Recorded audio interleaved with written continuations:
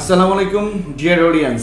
আজকের ভিডিওটি খুবই গুরুত্বপূর্ণ, বিশেষ করে যাদের বাচ্চা প্রথম শ্রেণীতে পড়ে। আজ আমরা জানবো প্রথম শ্রেণীর শিক্ষার্থীদের কিভাবে খুব সহজে এবং আনন্দদায়কভাবে ইংরেজি শেখানো যায়। চলুন ধাপে ধাপে দেখি। স্টেপ 1, প্রথমে তাকে ইংলিশ অ্যালফাবেটস গুলো শুদ্ধ উচ্চারণের সাথে ভালোভাবে শেখান। ইংরেজি বর্ণমালাগুলো শেখা হয়ে গেলে তারপর তাকে ইংরেজি বড় হাতের অক্ষর, ক্যাপিটাল লেটার্স এবং ছোট হাতের অক্ষর, স্মল লেটার্স গুলো আলাদাভাবে শেখান। স্টেপ 2, ইংরেজি বর্ণমালাগুলো শুদ্ধ উচ্চারণে শেখার পরে তাকে কিছু বেসিক ভোকাবুলারিজ, মৌলিক শব্দভাণ্ডার শেখান।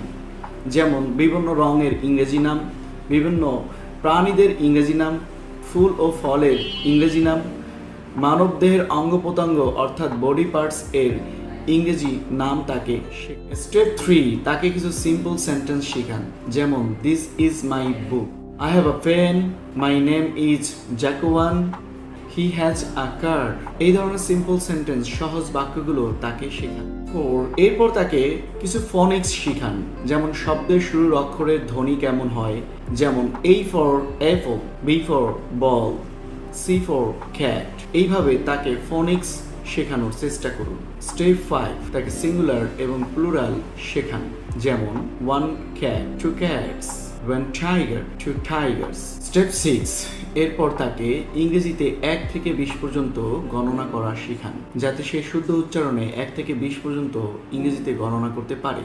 স্টেপ 7, তাকে সং এবং রাইম শেখান। যেমন ABC song, twinkle twinkle little star. এই ধরনের সংস এবং রাইমসগুলো তাকে শেখান। তাকে কিছু মৌলিক শিষ্টাচার, বেসিক গ্রিটিংস শেখান। যেমন কারোর সাথে দেখা হলে হ্যালো বা আসসালামু আলাইকুম, নাইস টু মিট ইউ। কারো কাছ থেকে বিদায় নিতে হলে good bye, see you again, see you later. কেউ কোনো হেল্প করলে তাকে থ্যাংক ইউ বলা। এই ধরনের মৌলিক বাক্যগুলো তাকে শেখান। আশা করি ভিডিওটি আপনাদের উপকারে আসবে। আপনার বাচ্চাকে ইংরেজি শেখাতে ধৈর্য ধরুন এবং তাকে শেখার পরিবেশ তৈরি করে দিন। আপনার বাচ্চা অবশ্যই ইংরেজিতে দক্ষতা অর্জন করতে সক্ষম হবে।